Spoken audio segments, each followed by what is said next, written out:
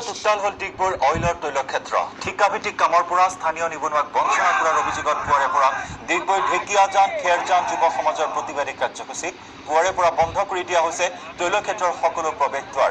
অইলে নিৰ্ধাৰণ কৰি দিয়া ৩৮০ টকা মজুৰি বিচৰাৰ বাবে শ্ৰমিকসকলক ঠিকাদাৰে কামৰ পৰা বাহিৰ কৰি দিয়াৰো অভিযোগ উত্থাপন কৰিছে প্ৰতিবাদকাৰীসকলে তদুপৰি শ্ৰমিকসকলক বিপদসংকুল পৰিৱেশত কাম কৰাই অইলে কোনো সুৰক্ষামূলক ব্যৱস্থা নকৰাৰ অভিযোগ প্ৰতিবাদকাৰীৰ উল্লেখযোগ্য যে ১ আগষ্টত সংগঠনটোৱে প্ৰতিবাদী কাৰ্যসূচী গ্ৰহণ কৰিছিল যদিও অইল কৰ্তৃপক্ষই কোনো সিদ্ধান্ত দিব নোৱাৰাৰ পৰিপ্ৰেক্ষিতত আজি পুনৰবাৰ প্ৰতিবাদত উত্তাল হৈ পৰিছে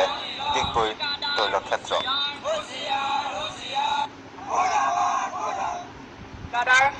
অইল কৰ্তৃপক্ষ আৰু আমাৰ শ্ৰমিকসকল এই সকলোৱে